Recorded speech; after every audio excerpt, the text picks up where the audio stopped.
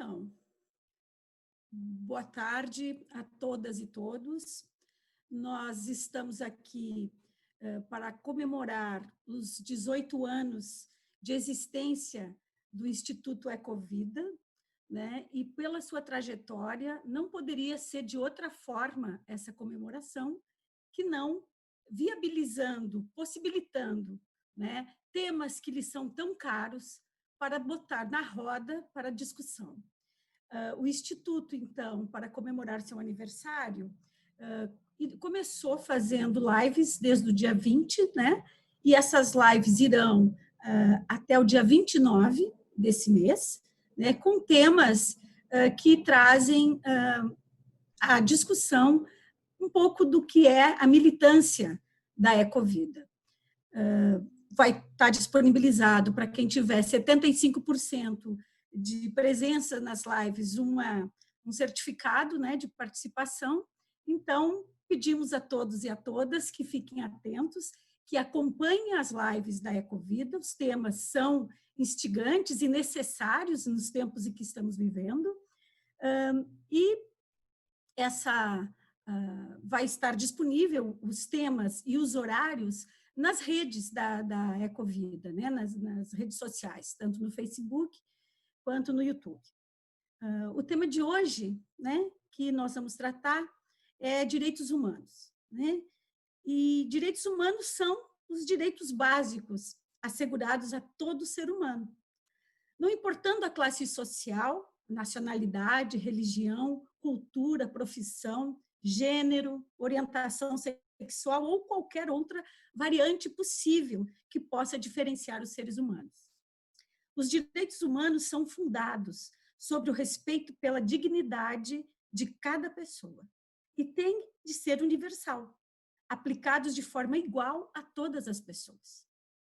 Direitos humanos não são uma invenção, e sim o reconhecimento de que, apesar de todas as diferenças, existem aspectos básicos da vida humana que devem ser respeitados e garantidos.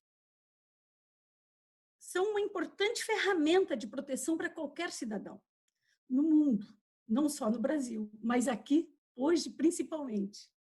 Ainda assim, existem diversos casos de desrespeito a esses direitos, colocando pessoas em situação de abuso, de intolerância, discriminação e opressão.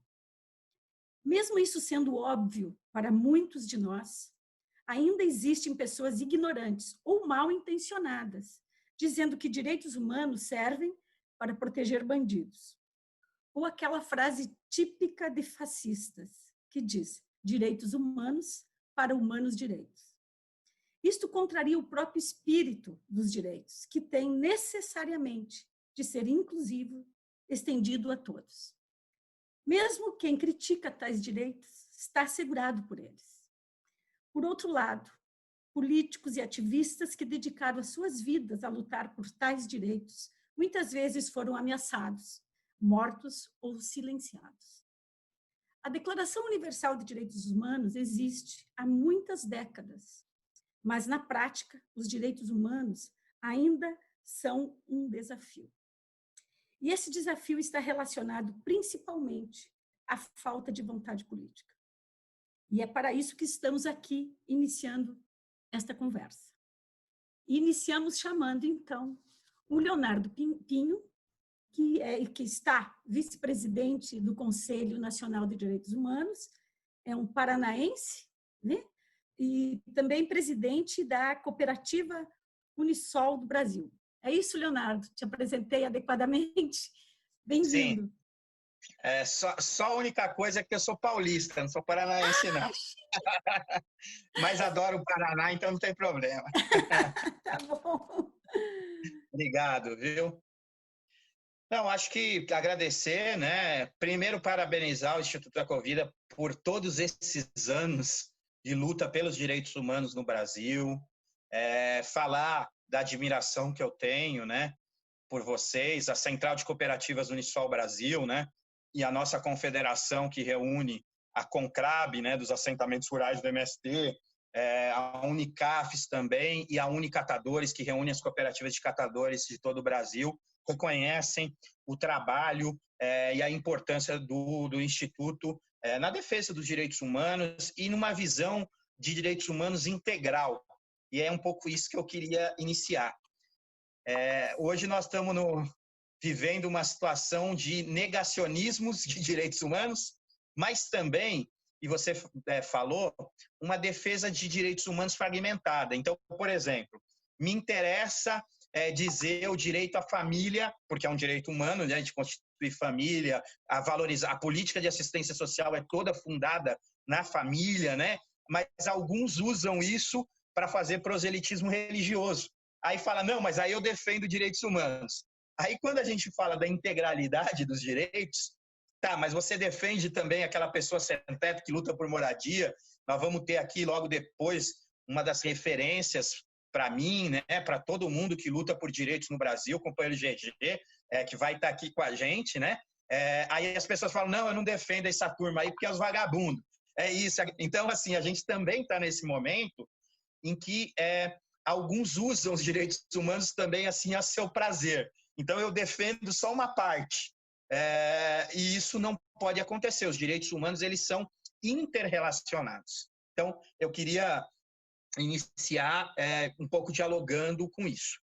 E eu queria antes também falar um pouquinho do que é o Conselho Nacional de Direitos Humanos, né, que é um órgão de Estado que tem autonomia e independência. Nós temos uma composição plural. Muitos conselhos no Brasil é sociedade civil e executivo. Isso é um erro. O Estado brasileiro não é só composto pelo executivo. Nós temos o sistema de justiça e o legislativo. E o CNDH tem essa composição. Então, a nossa paridade não é com o executivo. A nossa paridade é com representações do Estado brasileiro. Então, é meio a meio, sociedade civil e órgãos de Estado, né? Então, é um pouco essa dinâmica que tem o CNDH. Uma pergunta, só que eu fiquei na dúvida. Eu já vou fazer a fala ou você vai apresentar também os demais? Já vai fazendo a fala. Tá bom. Então, obrigado. Então, essa é um pouco a dinâmica do CNDH. Obviamente, primeiro eu queria pontuar, nós estamos vivendo um momento no Brasil, e aí eu vou conceituar, de regressividade dos direitos humanos. Todos os tratados internacionais, a nossa Constituição, inclusive, garante a ideia da progressividade dos direitos. O que é isso? Em que eu tenho um passo, né, vamos dizer, em acesso a direito, eu não posso voltar para trás. Eu tenho que progredir, né? Dar mais acesso, garantir a universalidade de acesso. Então, no Brasil, desde a Constituição de 88, o Brasil começou um processo de progressividade. Às vezes, essa progressividade foi quase nula, foi ali no 0,1, mas era progressividade. Então, a gente tinha uma agenda, e isso a gente pode ver nos avanços que teve no Sistema Único de Saúde, no Sistema Único de Assistência Social, na ampliação da rede escolar. E aí eu quero dizer uma importante lei que o Brasil aprovou pós-Constituição, a Convenção das Pessoas com Deficiência, com status constitucional. É um avanço gigantesco. Essa convenção transformou o olhar do Estado brasileiro para as pessoas em vulnerabilidade, não só para as pessoas com deficiência, porque colocou claramente que as barreiras não são das pessoas, são da falta de acesso às políticas públicas, são das dificuldades e barreiras impostas por empresas, pelo Estado. Então, o problema não está na pessoa. Às vezes, as pessoas analisam a convenção só associando ao objeto, obviamente, dela, ao público dela, que é as pessoas com deficiência. Mas a lição da Convenção das Pessoas com Deficiência é muito maior. Ela deixou claro que as dificuldades, as desvantagens não estão nas pessoas, estão no acesso. Então, isso é uma grande lição e é uma progressividade dos direitos humanos no Brasil. Infelizmente, em especial o governo atual brasileiro, tem optado por ser um governo anticonstitucional. Então, aquele pacto social das forças políticas pós o processo da ditadura e a luta pela redemocratização do Brasil culminou na Constituição Cidadã. E hoje, nós temos no Brasil uma situação... Oi? Falhou? Opa, perdão. Falhou, mas agora já voltou. Voltou, né? Perdão. E a gente está num momento no Brasil em que um governo se assume contra a Constituição, que é o pacto maior societário. E detalhe, a nossa Constituição é um espelhamento da Declaração Universal dos Direitos Humanos. Então, é um governo também que é contrário à Declaração Universal dos Direitos Humanos. Nas votações internacionais, é uma vergonha. O Brasil está se aliando aos países fundamentalistas islâmicos em direito sexual reprodutivo das mulheres, sobre as questões fundamentais dos direitos humanos. Então, a gente está passando por um momento que eu chamo de encruzilhada do regime político pós-Constituição de 88, da chamada Nova República. O Brasil está passando por um cenário de regressividade de ataque à Constituição. E os conselhos de direitos não iam passar batido por isso. E aí eu quero citar o Conselho Nacional da Criança e do Adolescente, que tem o maior fundo público, que é o Fundo da Criança e do Adolescente, está em funcionamento através de uma medida judicial do STF, porque o governo destituiu por uma canetada todos os conselheiros e conselheiras. Vários conselhos, o conselho, por exemplo, que discutia a reforma urbana, né, o Conselho das Cidades, acabou, não se reúne mais. O Conselho Nacional de Drogas foi desconfigurado. O Conselho Federal de Medicina, de Psicologia, de Assistência Social, as áreas de ciência foram todas tiradas do Conselho. O Conselho Nacional da Pessoa Idosa, por exemplo, que foi eleito, foi destituído por canetada do atual governo. Então, os espaços também de participação social estão em xeque. E aí, né, dialogando com a temática e caminhando aqui para o final da minha fala, até para quero ouvir muito o GG, que é uma referência na luta por direitos humanos no Brasil. Eu queria salientar qual que é o papel das entidades, dos movimentos sociais.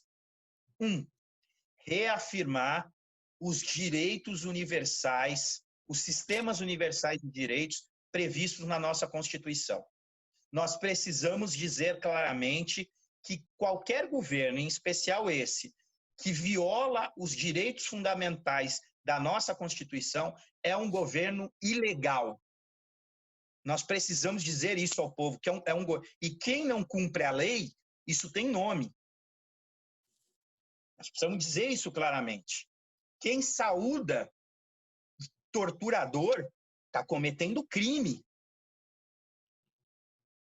Quem, no cenário internacional, bate continência para outras bandeiras e faz o jogo de outros países no Brasil contra o direito fundamental à saúde, e aí eu estou falando do debate da vacina, porque tem um debate internacional colocado. O Brasil virou um ator que joga os interesses de outros países.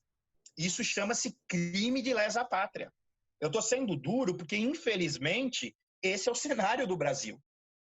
E nós, dos movimentos sociais, das entidades sociais, e eu que atuo no mundo do trabalho, no cooperativismo, na economia solidária, esse governo pratica regressividade dos direitos, ataque à Constituição, ataque aos interesses nacionais e ataque aos direitos fundamentais das pessoas. E os instrumentos de participação social e controle social estão sendo dilapidados. Isto é um governo que afronta os princípios democráticos. Então, nós precisamos dar nomes a isso. E, principalmente, dialogar com a população. O bom e velho trabalho de base. Quando a gente forma as nossas cooperativas de agricultura familiar, de catadores, a gente mostra essa democracia nas assembleias e a gente, junto com essas populações, fala: é isso que nós queremos para o Brasil, é isso que queremos para a cidade, é isso que queremos para o nosso governo, que seja democrático. E essa mobilização popular e comunitária é a única saída para o Brasil afirmar novamente uma agenda constitucional e uma agenda de direitos humanos. E, nesse sentido, a resistência também, a Aldenora estava aqui, todo o trabalho no Conselho Nacional de Assistência Social, eu no Conselho Nacional de Direitos Humanos, o Pigato no Conselho, os conselhos que ainda se mantiveram, nós precisamos ocupar, participar dos conselhos, disputar os conselhos, para mostrar a força das entidades dos movimentos sociais e da sociedade civil organizada brasileira. Porque é só assim que nós vamos enfrentar essa agenda de regressividade e de ataque aos direitos e aos sistemas universais de direitos humanos no Brasil. E precisamos, termino aqui, para isso, derrotar a grande medida estrutural que viola a Constituição e os direitos humanos no Brasil. E é por isso que a gente já entrou mais de 100 entidades e movimentos sociais no Supremo Tribunal Federal. Nós, para cumprir a agenda da Constituição dos direitos humanos no Brasil, é necessário derrotar a emenda constitucional 95. Com ela, sobre as nossas cabeças, só vai dar o número do SUS, mais de 30 bilhões de reais somado o ano passado e esse, já foram tirados do SUS. Isso tem impacto no SUAS e em outras políticas públicas. Então, termino. Léo. Mobilização, participação social e derrota da emenda constitucional 95 são as tarefas que a gente tem. Obrigado. Queremos agradecer a participação do Leonardo com essa preocupação que é de todos e deve ser, como ele bem ressalta, socializada, espraiada, para usar um termo aqui do Rio Grande do Sul, né, do nosso querido ex-governador Olívio Dutra, né, e também ministro das cidades aí do primeiro ano do governo Lula, e para que todo mundo tenha a consciência do quanto estão destruindo esses direitos e o quanto a nossa Constituição está sendo violentada. Seguimos aqui, então, nesse nosso bate-papo com o Luiz Gonzaga GG da Silva, o bravo educador popular, né? Militante do Movimento Popular da Saúde, militante do Movimento Negro e também militante das entidades negras pelo Brasil, né? Da CONEM, e militante do Movimento pela Moradia. Paraibano, espero aqui agora não ter errado a origem, né? Paraibano de Catolé do Rocha. Né? Que prazer em tê-lo aqui, GG. Quando foi anunciado que tu estaria nessa live, lá no grupo da Ecovida, saltou um monte de gente. Meu Deus, o GG, que saudade, que há muito tempo não vejo ele, mas que prazer vai ser em ouvi-lo. Olha, foi assim muito comemorada a tua presença aqui. Seja muito bem-vindo. E a fala é tua. Boa tarde, a companheira. Boa tarde aos companheiros que estão na live comigo.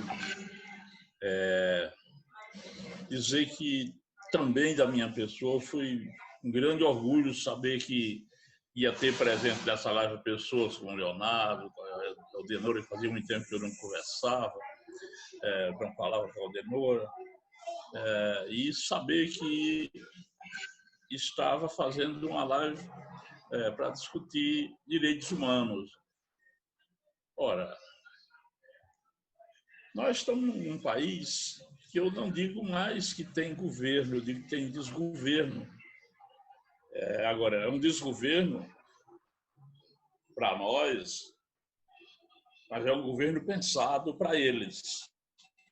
Eu não tenho sombra de dúvida, Leonardo, que é um governo pensado para eles. Eles pensaram esse governo de uma forma que a própria direita, como não tinha outra alternativa, porque a candidatura da direita não deu certo, e aí, de qualquer forma, mesmo com Luiz Inácio Lula da Silva preso, se a burguesia não tivesse migrado para a candidatura dessa praga que está aí, possivelmente o Partido dos Trabalhadores hoje estaria no governo. Mas governo é sempre governo. Qualquer instância, governo é governo. E a luta de classe é a luta de classe. Nós temos um compromisso, nós temos um dever, pelo menos eu tenho clareza do meu dever na sociedade. Quando eu saio às ruas para defender direito humano, para mim, eu digo um pouco mais. Direitos humanos, para mim, ele é fundamental. O homem, o ser humano, que não tem direito humano, ele não pode ser tratado como um verdadeiro cidadão, uma cidadã. Para mim, o homem e a mulher que não têm os seus direitos humanos garantidos, ele não é tratado, ele não pode ser tratado como um verdadeiro cidadão. E para mim, para a gente dizer que somos um verdadeiro cidadão, nós temos que ter clareza de duas coisas, para mim, que eles são fundamentais. Primeiro, a vida. Nós temos que ter direito garantido que a vida nós temos que defender a toda e qualquer circunstância. E nesse momento que nós estamos vivendo, é o contrário. A gente está vendo o governo, o pessoal que está com o poder na mão, defendendo o direito à morte. Mas a morte de quem? De quem que eles estão defendendo que morra? A classe trabalhadora, os seres humanos pobres, miseráveis, que estão ocupando os espaços na sociedade devidamente como seres humanos que não são tratados como devido verdadeiros seres humanos. A Secretaria Nacional de Direitos Humanos, para mim, não é Secretaria Nacional de Direitos Humanos. Para mim, ela pode ser chamada de qualquer outra coisa, menos Secretaria Nacional de Direitos Humanos. Porque, para ela ser chamada de Secretaria Nacional de Direitos Humanos, ela tinha que se contrapor a esse governo em tudo que ele se manifesta. Tudo. Ora, o cara vai a público, desmente um ministro dele, que ele impôs o ministro como ministro da Saúde, foi ele que impôs. O conjunto da sociedade esperava um outro nome, o conjunto da sociedade sonhava com um nome que viesse do meio, pelo menos dos acadêmicos, e não um nome que veio do meio dos milicos, dos ferozes que estão preocupados em sobreviverem tirando vidas. Isso a Secretaria de Direitos Humanos nem se manifestou, nem sequer escreveu uma página, aliás, uma linha, para dizer assim, isso não é governo. E por que não fez isso? Porque não tem compromisso com quem está do lado de cá. Quando nós estamos falando de direitos humanos, nós estamos falando, para mim, de direito à vida. Nós precisamos viver com dignidade. E dignidade não é só falar de comida, de pão na mesa. Além do pão, nós temos que ter primeiro o espaço para você pôr a mesa, que é a casa, que é a habitação, que é a vivenda. Porque se nós não temos habitação, nós não temos direitos humanos garantidos em lugar nenhum na face da Terra. Seja lá qual for o país, seja lá qual for o mundo que a gente queira e possa falar dele. Nenhum ser humano que não tenha um endereço garantido não pode ser tratado de verdadeiro cidadão.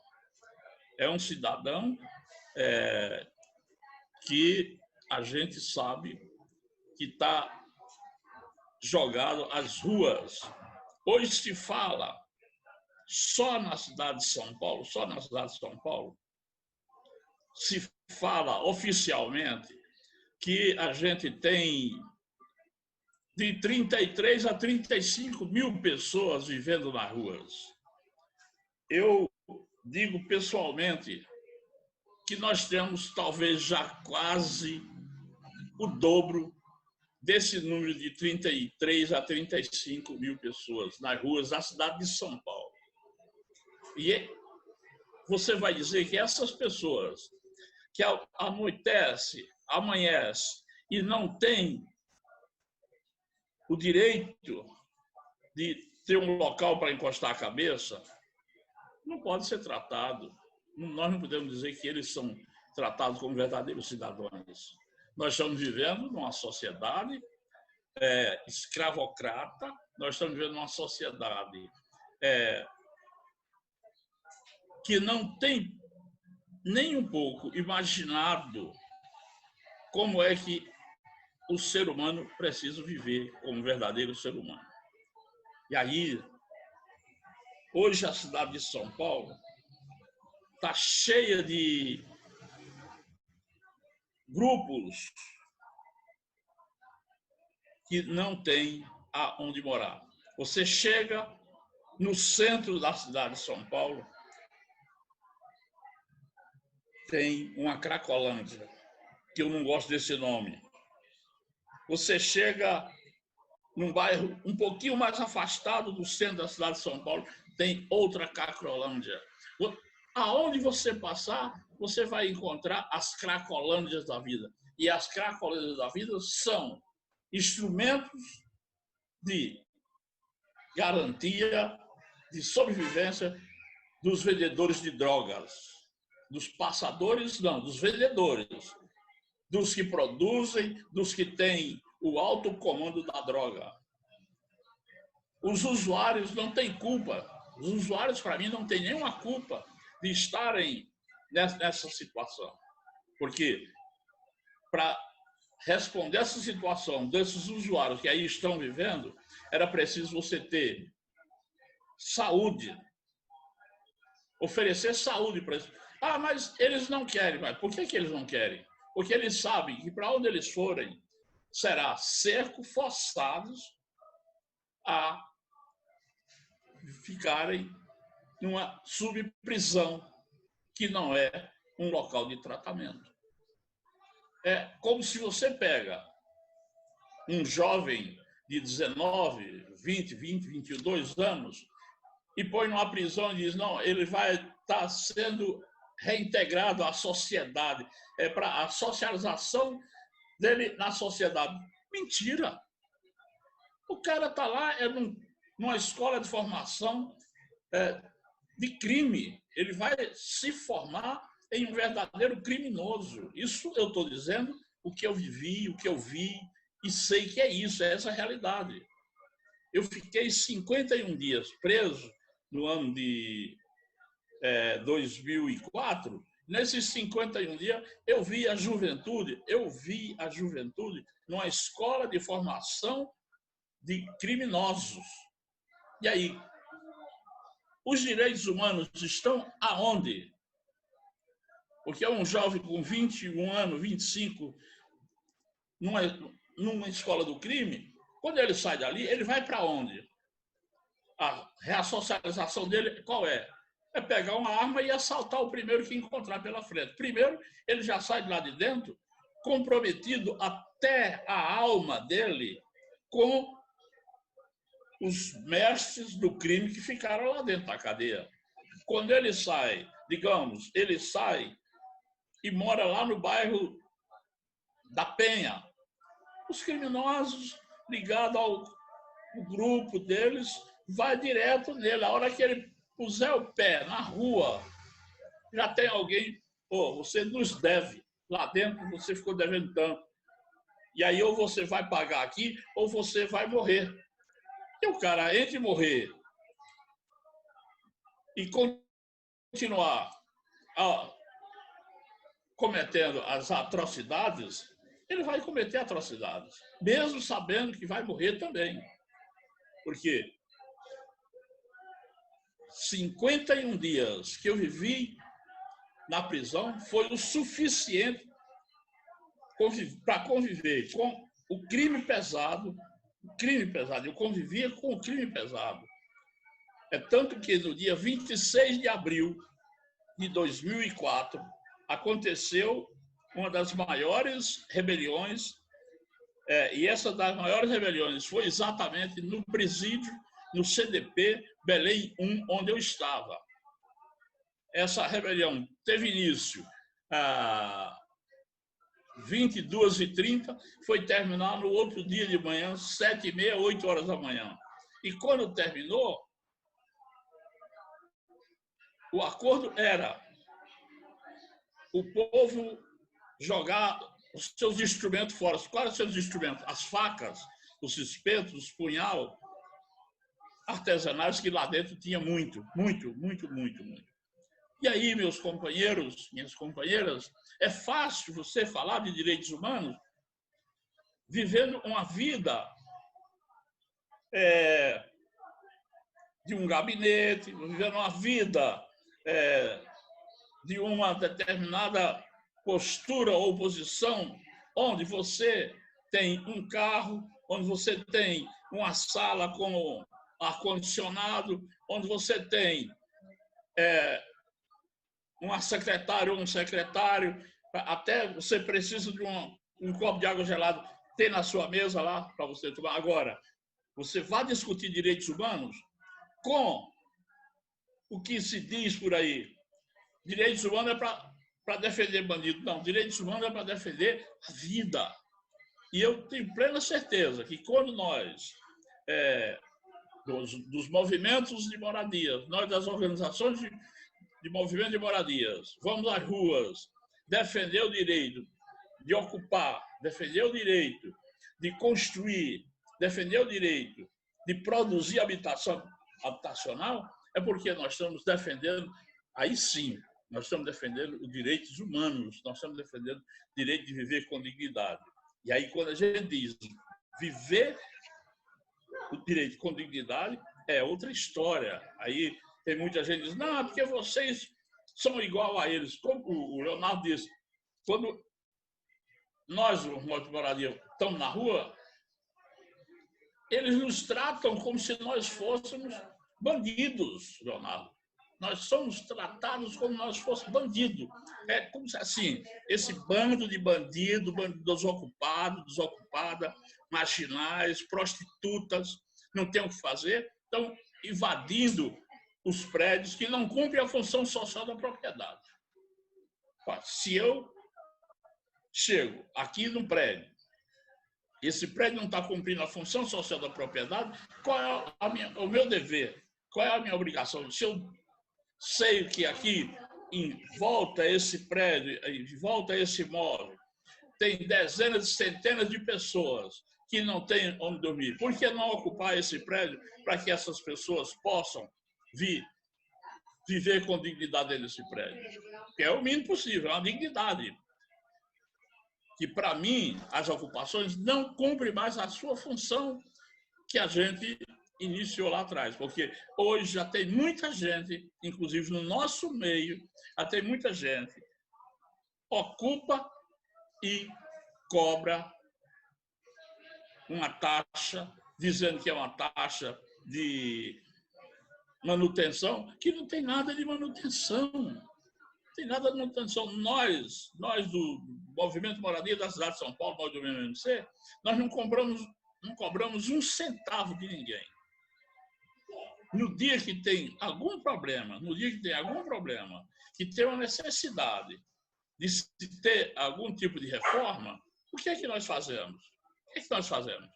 Fazemos reuniões, discutimos se eles querem que faça a melhoria, aprovou que vai fazer melhoria, vamos lá fazer 3, 4 orçamentos, apresentamos para eles, para elas, e eles e elas vão indicar pessoas que vão ser responsáveis em fazer aquele planejamento funcionar.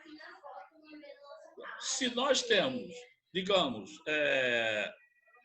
que gastar R$500 dividido pelo total de famílias moradoras ali, e aí, a partir dali, vai lá e se compra e se faz a reforma. Agora, não sou eu que tomo a frente e decido, vai ter que trocar isso aqui, vai ter que trocar aquilo lá. Quem tem que dizer são os moradores que estão lá dentro. E a maioria das ocupações hoje, não é mais isso. A maioria das ocupações quem decide é o coordenador, quem decide é a coordenadora, e aí, pelo outro lado, o que é que acontece? Direito daquelas pessoas que ali dentro estão foi para o brejo. Por isso, meus companheiros, minhas companheiras, nessa primeira parte, eu tinha que colocar isso para deixar claro que direitos humanos só existem quando você decide o rumo da sua vida, o que você vai fazer. Eu decidi que eu vou fazer isso. Agora, se eu decidir que vou fazer isso, a maioria decidiu que eu vou fazer aquilo, eu tenho que acatar a decisão da maioria. Agora, não será 2 ou 3 pessoas reunidas que vão decidir o que a maioria vai fazer. Com isso para mim também é castrar os direitos humanos dos cidadãos, das cidadãs que nessa terra está. É isso, gente. Obrigada, GG, por essas palavras e também por trazer aqui um pouco dessa história de resistência, de luta, né, que tu travas. E que nessa tua fala fica cada vez mais claro e que só faz sentido direitos humanos se for para todos, porque se for para alguns já não faz parte dos direitos humanos. Queria aqui fazer uma provocação um pouco para o Leonardo e para o GG também, né, da gente conversar um pouco. Estamos aí um pouco com tempo, porque a nossa outra convidada, que era a Marceli Malta, não entrou, não conseguiu entrar, então o tempo dela a gente vai dividir aqui entre esse papo com vocês, né? Um pouco de esse ataque aos movimentos sociais que já vêm, que não iniciaram agora, né? Isso começou lá no governo Temer, né? Com um ataque aos movimentos sociais, aonde os movimentos sociais foram tratados como se fosse caso de polícia, né? E isso foi, de certa forma, um preparo para o que acabou dando, né, no Bolsonaro, nesse governo, que é um governo que persegue, que o próprio general assume que ficou espionando mal os brasileiros, né? Então, assim, há um grande desafio pela frente dos movimentos sociais e da pauta, né, da defesa dos direitos humanos. Gostaria que a gente comentasse um pouco a respeito disso. Pode começar pelo Leonardo. Então, não, só dialogar que assim, a história do Estado brasileiro é a história da perseguição aos movimentos sociais. As estruturas de Estado, mesmo quando houveram governos pontuais, né, se a gente põe na história brasileira, são exceções das exceções, governos populares ou com alguma preocupação social, as estruturas do Estado foram construídas e a mentalidade, a cultura institucional é a de violação de direitos humanos e de ataque a quem luta por eles. Então, os movimentos sociais sempre, vou dar o exemplo, na cidade de São Paulo, no estado de São Paulo, a polícia militar é uma instituição de muitas e muitas e muitas décadas e a sua ideologia, a sua cultura institucional ainda é fundamentada no ataque a quem luta por direitos, né? Ela entende que a sua função é reprimir quem luta por direitos. E como também tem alvos preferenciais, que são os jovens negros de periferia. Então, só quero fazer esse comentário porque tem uma certa avaliação sobre a natureza do Estado. Porque mesmo em governos populares, não quer dizer que não houve repressão aos movimentos sociais populares, porque a cultura institucional, as instituições do Estado brasileiro, ela foi construída numa lógica do colonialismo, da repressão à luta social. Basta ver que todas as transições de regime no Brasil foram fundamentadas em transições por cima, pelas elites. Por exemplo, havia muita luta popular pela República no Brasil, mas não foi ela que proclamou a República, não foi o povo nas ruas, foi um acordo entre elites em setores militares que fazem... Se a gente for ver, o GG sabe muito bem, porque passou por isso, mas a gente tem que entender que as diretas já não saiu vitoriosa. A vitória foi do colégio eleitoral, então a transição por cima a história do Estado brasileiro. Isso é muito importante porque, às vezes, eu acho que um balanço a ser feito, que às vezes há uma certa ilusão, às vezes quando você elege um governo, aí você diminui a tensão social, né? Tem um governo mais popular, você tira a centralidade na mobilização, na educação popular e acha que só porque eu tenho um governo mais popular, que tem uma agenda de direitos e tal, ao contrário, a grande lição que fica, inclusive do golpe institucional, parlamentar, judiciário, que a presidenta Dilma sofreu, que ficou muito claro que, ao contrário, nós precisamos continuar com um processo permanente de educação popular nas comunidades e de mobilização social, inclusive quando tem governos populares, para ser o contraponto a essas instituições construídas para a repressão e para a violação de direitos humanos. Porque se você não tem o outro lado, esse lado aqui trama golpes institucionais parlamentares, né? E aí eu chamo a atenção para o que aconteceu recentemente agora na Bolívia. Teve o processo de golpe, mas os setores populares continuaram mobilizando, fazendo marchas enormes. E isso é que consolidou a vitória eleitoral. Não foi o contrário, foi uma vitória eleitoral que vai dar condições. Não, foi o processo permanente de educação e mobilização popular.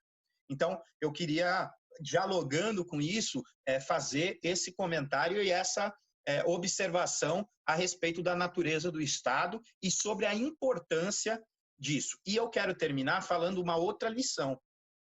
Nós precisamos usar os governos populares ou pró-democracia, pró-direitos humanos, enfim, o nome que queiram dar, também para institucionalizar. Muitas das políticas ficaram como políticas de governo. A gente não transformou elas em política de Estado. E aí, por exemplo, vários conselhos de participação social mal tinham um decreto escrito, não tinha lei, não tinha nada. E aí que fica fácil para o outro lado. Vem um governo como esse, um governo antidemocrático, ou como o GG falou, um desgoverno, e ele solta outra canetada e já inviabiliza tudo. Então, essa é outra lição. Quando a gente tem oportunidades e acúmulo de forças para impor governos populares, nós temos que aproveitar esses momentos que são exceção na história brasileira para institucionalizar políticas de governo em políticas de Estado, porque aí fica muito mais, não é que não vai ser desmontada, mas dificulta muito para serem desmontados. E está aí o SUS, que é uma política de Estado. Mesmo com emenda constitucional, com desfinanciamento, não conseguiram destruir o SUS. Então, isso mostra também essa outra lição. Precisamos transformar as políticas públicas emancipatórias, progressistas, em políticas de Estado. Obrigado. GG?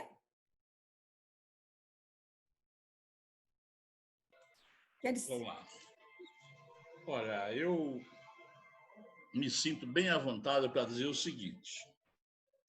Nós vivemos num país onde eles foram se apropriando dos nossos direitos de forma que a gente, de uma certa forma, ou não percebia que os nossos direitos estavam sendo usurpados por eles, ou a gente fazia de conta. E esse fazer de conta é que é o pior. A questão da criminalização. O primeiro movimento a ser criminalizado no Brasil foi o MST com a prisão de Zé Rainha, lá em Cariacica, no estado do Espírito Santo. Zé Rainha foi preso, sofreu horrores da prisão e muitos de nós, movimentos sociais, movimentos populares, acreditávamos, veja o que eu estou dizendo, acreditávamos que Zé Rainha realmente tinha matado aquele fazendeiro. Se Zé Rainha não matou, mas mandou matar.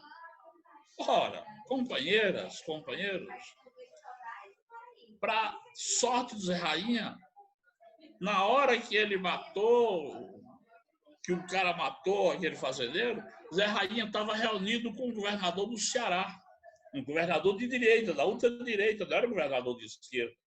E Zé Rainha indicou o cara para depor no processo dele. E muitos de nós também, tá vendo com quem é que ele vai fazer acordo? Com a ultradireita. Não, ele fez certo. Ele foi lá, chamou o cara para o cara depor. Que naquele período dos dias que o cara foi assassinado, ele estava 2, 3 dias lá no Ceará, reunido com o governador do Ceará. O governador do Ceará foi lá e contou a história. O juiz foi obrigado a mandar soltar. No meu caso, em 2004, quando eu fui preso, muita gente dizia assim, eu fiquei sabendo. O GG é muito desaforado. GG é boca dura. GG... Não... Companheiros, não é que GG é desaforado, não é que GG é boca dura. É que nós temos que enxergar que os nossos direitos fundamentais, temos que defender até as últimas consequências. Eu não penso 2 vezes em defender os nossos direitos. Eu não penso 2 vezes. Se for para mim dizer assim, eu vou sair daqui para ir lá, para Roraima, para ajudar a defender direitos fundamentais da classe trabalhadora, eu vou. Mesmo que eu saiba que eu posso ir lá eu ficar. Mas eu vou. Porque para mim é isso. Direitos humanos é isso, minha gente. Nós temos que defender as vidas. Não é a minha vidinha, é as vidas da classe trabalhadora. Com essa coisa de defender o direito à vida, muitos de nós, não. A questão da criminalização é passageira, não. A questão da criminalização veio para ficar, está aí, se estabeleceu e não vai desaparecer de forma nenhuma se não houver essa organização, essa unidade que o Leonardo falou da classe trabalhadora. O que aconteceu na Bolívia foi isso. Foi a unidade da classe trabalhadora. Perdemos vidas, perdemos companheiras, perdemos companheiros importantíssimos ali na Bolívia. Porém, essas vidas jamais serão recuperadas, sim, mas mesmo que seja um processo eleitoreiro, eles, em menos de um ano, eles ganharam a eleição, desmoralizando a direita não da Bolívia, porque nem a direita da Bolívia queria que acontecesse aquilo. Desmoralizou a direita norte-americana. Trump sai desmoralizado. Se o outro candidato tivesse um pouquinho de tato, de jogo de cintura, ia massacrar o Trump a partir de agora. Tá vendo aí? Ó, você perdeu, você que jogou todo o peso. E da mesma forma, a Venezuela, que no dia 6 de dezembro vai ter uma eleição, e que o povo está na rua. O povo está na rua. O povo não sai da rua. Eu morei por dois momentos na Venezuela, 2005 a 2006 e 2009 a 2010. Nesses 2 momentos que eu vivi na Venezuela, o povo estava na rua. 2005, 2006, com Chávez em vida, era ele que convocava os atos. O povo tem que ir para a rua. 2006, 2009, 2010, com Chávez já doente, era o governo que estava toda hora batendo. Tem que ir para a rua, tem que ir para a rua, tem que se organizar. E o povo não saía da rua. E um ditado que Luiz Inácio Lula da Silva disse muitas vezes, inclusive disse para nós em reuniões: panela que não tem pressão não cozinha o feijão. E Lula estava dizendo o quê? Vocês querem ter espaço do governo? Pressão. E é tanto que, um belo dia, nós somos obrigados a fazer um ato lá na porta da casa de Lula, onde alguns companheiros nossos, nos chamaram de loucos. Vocês são loucos, vocês são irresponsáveis, vocês não deviam ter aprovado um negócio desse. E aí nós fomos, e o que é que disse o companheiro Luiz Inácio Lula da Silva? Vocês acertaram, estão certo. Desmontou toda a agenda dos ministros, que tinha ministro de não sei para onde, o ministro falou, não, vocês vão receber o pessoal da moradia. Vocês vão receber o pessoal da reforma urbana. E lá nós somos recebidos e tratados como verdadeiros cidadãos. Ora, isso para nós foi muito pouco, mas foi importante e mostrou para nós que nós éramos realmente os sabedores das nossas necessidades. Quem tinha que dizer o tamanho das nossas necessidades não eram os ministros, eram nós. Eram nós. Nós é que tínhamos que dizer para eles, nós precisamos disso, disso e disso, nós queremos que faça isso, isso e aquilo. E aí, teve ministro que não gostou. Teve ministro que não gostou. Não gostou por quê? Porque nós estávamos errados? Não gostou porque ele gostaria de ter ido, a viagem dele não foi. Luiz Inácio Lula da Silva, você não vai, vocês vão ter que ficar para receber. Então, essa é uma questão. A outra questão, que para mim ela é fundamental, é a unidade da classe trabalhadora. A classe trabalhadora, sem unidade, ela não rompe o ser. E nós estamos vivendo um momento difícil. Eu tenho dificuldades de conviver com companheiras e companheiras. Eu tenho dificuldade de conviver com esse processo eleitoral. Não gosto de eleição. Para mim, eleição é um atraso de vida. A gente devia ter eleição a cada 6 anos, de 6 em 6 anos, aí fazer eleição de vereador, presidente da República. Quem ganhou, ganhou. E vamos embora, vamos para o barco. Porque a gente perde tempo com a eleição, se divide com a eleição. O PT fazendo uma coisa, o PCdoB fazendo outra, o PSOL fazendo outra, o PSB fazendo outra. E aí, quem é que vai romper aí? A direita. E qual é a direita? A direita que dá sustentação a esse desgoverno que aí está. Por isso, meus companheiros, minhas companheiras, eu nunca emprestei e jamais emprestarei meu nome para qualquer função dessa coisa de eleição. Eleição, não. Toda eleição, eu costumo dizer, toda eleição eu sou candidato a não ser candidato a nada. Há poucos tempos atrás, nós estávamos numa reunião da CMP e Lula veio na nossa reunião. Ele virou-se para mim e perguntou assim, e aí, você sai candidato nessa eleição? Eu falei, presidente, toda eleição eu sou candidato a não ser candidato a nada, presidente. Ele falou assim, por isso que você vai para frente. Porque eu não acredito que com a eleição se resolva. E prova-se que não se resolve quando a companheira Dilma Rousseff é golpeada, que para mim não foi a Dilma Rousseff, não foi o PT, quem foi golpeado ali foi a classe trabalhadora. Os trabalhadores é que estão pagando caro até hoje por esse golpe. E aí o Leonardo, na fala dele, diz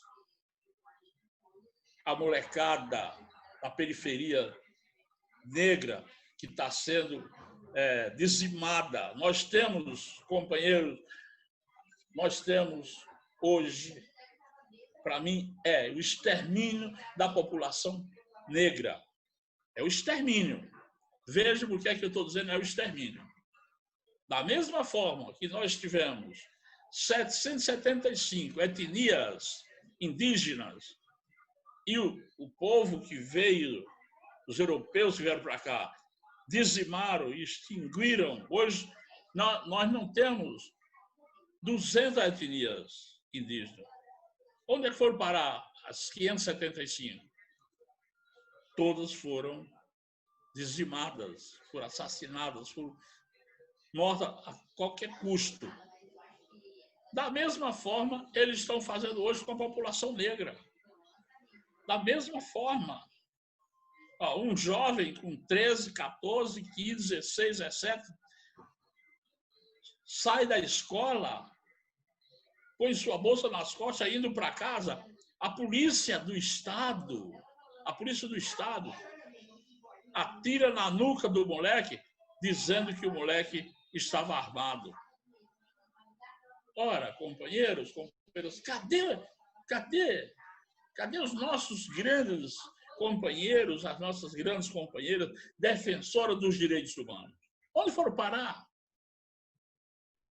Onde foram parar esses companheiros, essas companheiras? Porque, para mim, meu companheiro, minha companheira, ao assassinar um jovem, uma jovem, eu tenho plena certeza que estão exterminando essa população. E, pelo outro lado, para terminar, tem uma questão que nós não tocamos. Eu quero já dar uma tocada, que é a questão de como está sendo tratado a juventude feminina. É estupro a cada 8 minutos, um estupro no Brasil. A cada 8 minutos, uma menina com 8 anos, com 11, com 12, está sendo estuprada. E aí? E aí, como é que nós vamos resolver esse problema? Por onde é que nós vamos resolver? Qual é a alternativa? E nós temos que buscar alternativa. É urgente buscar alternativa. Eu estava vendo uma matéria que, nesse final de semana, uma criança com 11 anos foi estuprada por 3 moleques, 2 com 12 anos e 1 com 13 anos. E 1 com 21 anos filmando. Ou seja, que é isso? Cadê os direitos da vida, os direitos fundamentais dessa criança viver com dignidade? Há poucos tempos atrás, nós tivemos aquele problema daquela menina com 10 anos que foi estuprada por um tio com 20 e tantos anos. E ainda teve gente no governo, nesse desgoverno que nós estamos vivendo aí, que disse que ela não tinha que ter o direito de ter feito aquele aborto. Ora, ela já vai, o resto da vida dela, viver com esse peso do estupro. E ainda ia ter que estar com o peso e uma criança no colo. Ou seja, isso para mim não é o que eu defendo. Eu defendo o direito à vida. Direito à vida é desde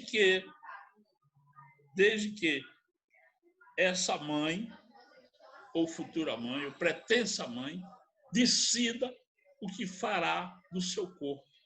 E não seja eu ou alguém da lei que decida. Ela é que tem que decidir. Ela é que tem que decidir o que deve ser feito. E não juntar 3, 4 juízes e decidir se faz isso ou faz aquilo. Isso, para mim, é desumano. É desumano mesmo. É isso, gente.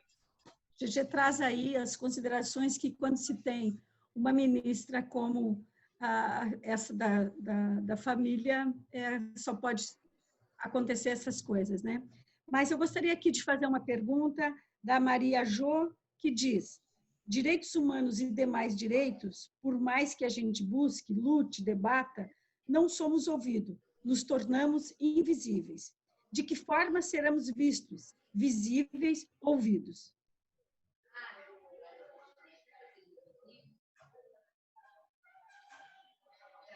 Vai lá, Leonardo. Obrigado, Gê.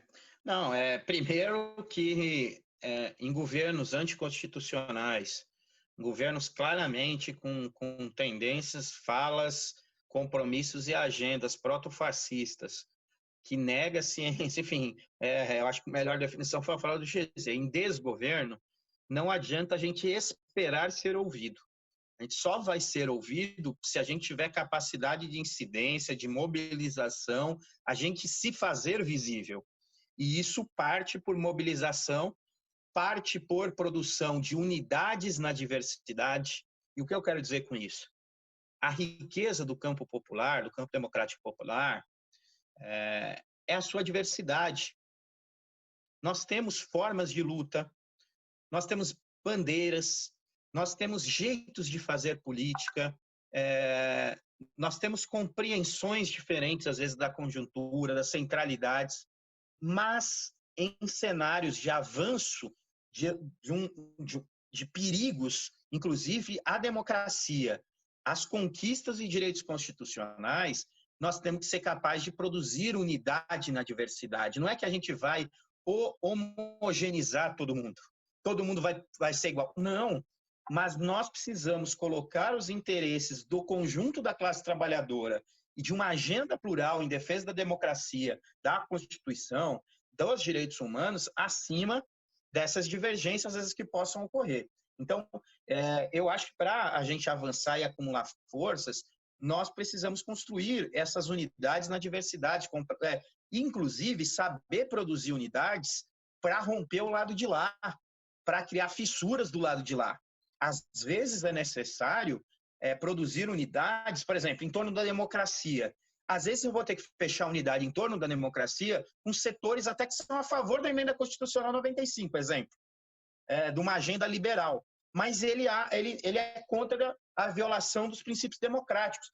Às vezes eu tenho que produzir unidades de ação com esses setores. Então, eu acho que às vezes a gente, para consolidar uma agenda política no Brasil de retomada da progressividade dos direitos, nós precisamos fazer unidades na diversidade política. Agora, nós precisamos ter uma coisa clara: a gente não pode fazer unidade sem saber o que a gente quer. Porque uma coisa, eu fazer uma agenda pontual com um setor que tem uma agenda, vamos dizer, liberal na economia, mas é a favor da democracia, é uma coisa.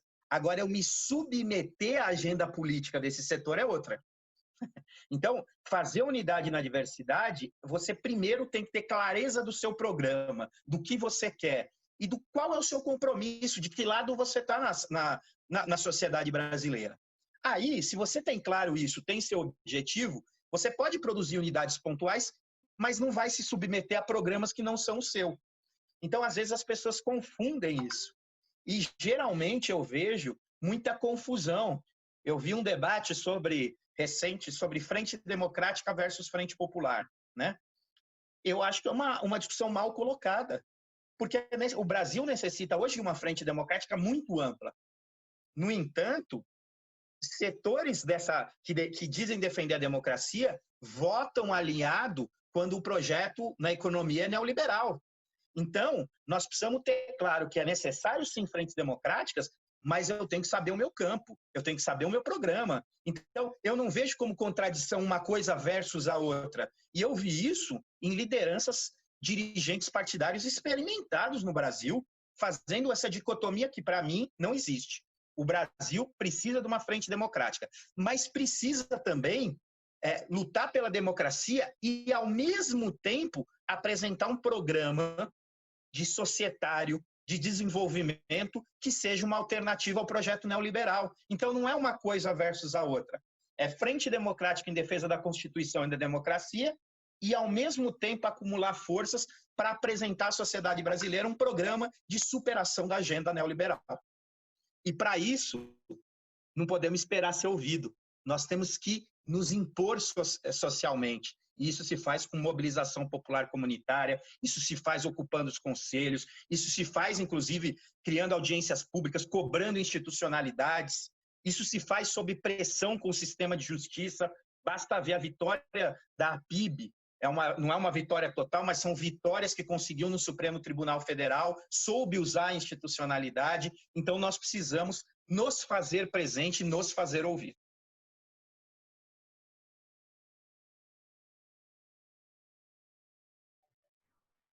Quer responder, GG? Olha, eu quero dizer o seguinte: para se garantir direitos, é preciso que a gente tenha, que eu já toquei no ponto anterior, unidade.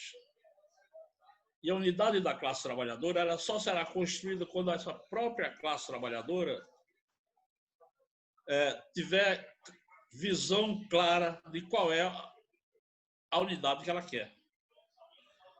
nós não podemos construir uma unidade pensando na eleição do ano que vem. Nós temos que construir unidade pensando no direito de que a classe trabalhadora tem. E aí, o meu programa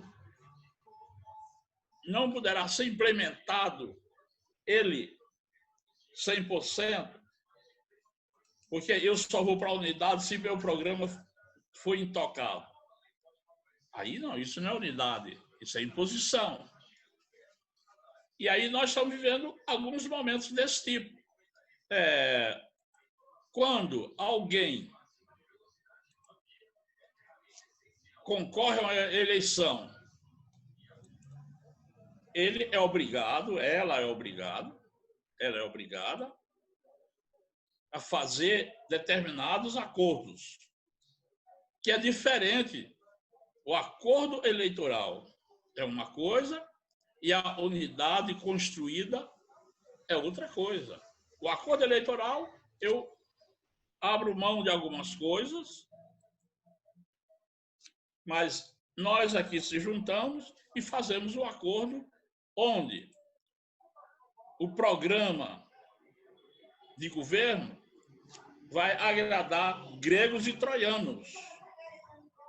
E nós não podemos, de jeito nenhum, continuar assim. Nós temos que ter um programa de governo onde a classe trabalhadora esteja em primeiro lugar. Para mim é isso, a classe trabalhadora. E aí tem até uma pergunta lá no chat. O que fazer com os regressos que saem da cadeia? Garantir direitos fundamentais desse jovem, dessa jovem. Garantir direitos. Escola, trabalho com salário digno, moradia decente, dignamente. Para mim é isso. Se nós não formos capazes de garantir isso, nós somos incapazes de estar à frente de qualquer projeto social, de transformação social. Se nós não tiver essa capacidade, nós somos incapazes de estar à frente. Por isso, eu quero deixar aqui claro, quero encerrar deixando claro, que nós só seremos capazes de dirigir a transformação social se nós pensar enquanto classe. E classe é a classe trabalhadora de um lado e a burguesia do outro. São duas classes que jamais terão espaço no mesmo quinhão que se diga, vamos caminhar juntos. O Leonardo tocou na questão que eu encerro dizendo o seguinte, Leonardo. Era impossível a gente fazer uma frente com o Fernando Henrique Cardoso. Fazer uma frente com os caras que cavaram a cova de Dilma Rousseff. Não, mas nós vamos fazer uma frente para tirar o Jair Messias Bolsonaro. Que história é essa? Que se foram esses mesmos caras que garantiram a conquista, a vitória eleitoral do Jair Messias Bolsonaro. Ora, aí você vai fazer frente com um cara que vai enfiar a faca nas suas costas? Não, eu não faço frente. Com isso, encerro dizendo, companheiros, companheiras, eu estou muito tranquilo em dizer o que estou dizendo, porque para mim o direito humano só será garantido quando você pensar que a vida está em primeiro lugar. E aí, para nós da habitação, para nós da moradia, nós não queremos casa, nós queremos habitação, porque no momento em que você constrói a habitação, você garante que, inclusive, a privacidade dos casais esteja garantida. É isso, companheiras e companheiros. Ao contrário, nós estamos inventando a roda que já foi inventada há milhares de anos. Obrigada mais uma vez. A gente está se encaminhando, então, para o final, né, da nossa live. Vamos dar 2 ou 3 minutos para os convidados fazerem as suas considerações finais e aí estaremos nos encaminhando para o final. Podemos começar pelo Leonardo. Obrigado. Não, é só agradecimento, novamente falar da importância do Instituto, falar da importância que toda atuação, bandeiras, vocês têm uma atuação muito plural na defesa dos direitos humanos, importante mobilização em diversas partes do país, enfim. Então, é um agradecimento. Agradecer também a possibilidade do diálogo, de ouvir o companheiro GG.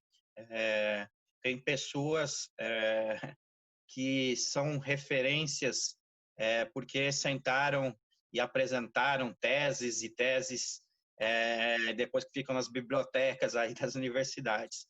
Mas tem gente que eu acredito que é a verdadeira referência, que são referências porque fizeram da sua história de vida a história da luta da classe trabalhadora. E eu vejo, para usar um conceito de Gramsci, né, o GG como um intelectual orgânico da classe trabalhadora brasileira. Então, o orgulho tá aqui, tá dialogando, tá podendo apresentar e dialogar com as opiniões. Então, agradecer ao Ecovida por essa possibilidade de diálogo e colocar, né, nós estamos no Conselho Nacional de Direitos Humanos nessa luta em defesa dos conselhos, criamos uma comissão de participação social que está reunindo todos os conselhos com representantes da sociedade civil, e continuamos nessa trajetória, e como central de cooperativas, essa unidade que a gente criou no setor das cooperativas populares, né, através da Unicopas hoje, a presidência do companheiro Chicão, que vem da luta dos assentamentos da reforma agrária. Hoje eu estou na Tesouraria Nacional, junto com o Chicão.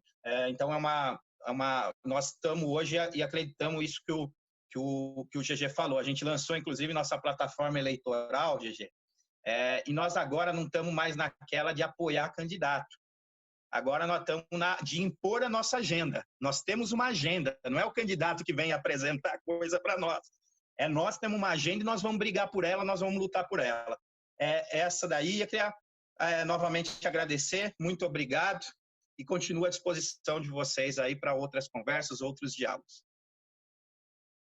Muito obrigada. Leonardo, GG é contigo. Suas considerações finais. Olha, companheira, primeiro dizer que estou muito agradecido, muitíssimo agradecido por esse convite.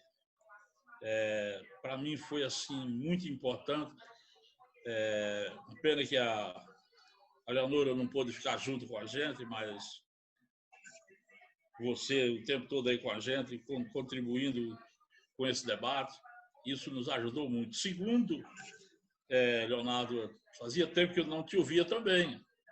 E, inclusive, vou pegar o seu contato com a Eleonora para a gente trocar umas figurinhas. Quero agradecer bastante a sua pessoa também, porque foi muito importante ouvir você, é muito importante sempre te ouvir. E eu vi companheiras, não que pensem como eu, redondinho, tudo como eu, não. Nós podemos até ter as nossas divergências, mas na hora de construir essa coisa, nós temos que estar juntos. Pensar diferente não significa que é divergência. Pensar diferente, para mim, é ter o direito de visões diferentes. Eu vejo as coisas assim. E, com isso, quando me disseram que ia falar com você, eu falei, opa, que beleza, faz tempo que eu não vejo o Léo. Mas estamos aí, velho, estamos aí. Quero agradecer o pessoal da Ecovida, sim, do fundo do coração. Para mim foi muito importante essa live. Era muito importante porque nós estamos falando de vidas. E vidas não se fala qualquer um. Fala quem tem o direito e o poder de falar do direito de defender a vida. E nós temos esse direito, nós temos o dever de defender vidas. Porque nós sabemos que muita gente por aí fala em defender vida, mas ela fala em defender vida pensando no salário bom que ela vai ter lá no gabinete do doutor, do fulano e tal, pensando na boa moradia que ela vai ter lá não sei aonde, e isso para mim não é defender vida. Defender vida para mim é o que nós sempre fizemos, e é mais essa que o Leonardo trouxe aí. Concordo plenamente, assina embaixo. Quem tem que dizer não é o programa do governo que vai dizer para mim, não. Quem tem que dizer sou eu. Eu preciso disso, disso, disso, e acabou-se. Mas não. Se dá ou se não dá é outra coisa. Mas nós, a classe trabalhadora, no dia que a gente acordar, nós vamos perceber que essa coisa vai ter mudanças. E só terá mudança quando a classe trabalhadora, num todo, acordar. Parar de sonhar com eleição, porque a eleição para mim, é um engodo. Eu insisto em dizer um engodo.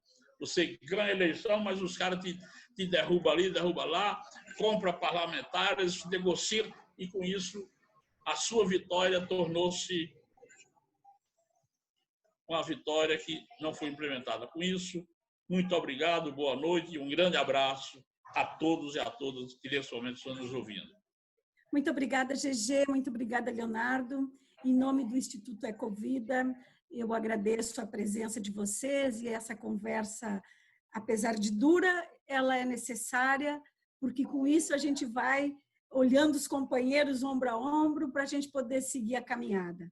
Conte com o Instituto, essa defesa dos direitos humanos é pauta, né, do Instituto, e estaremos aí firmes juntos, lutando lado a lado. Muito obrigada e boa noite a todos.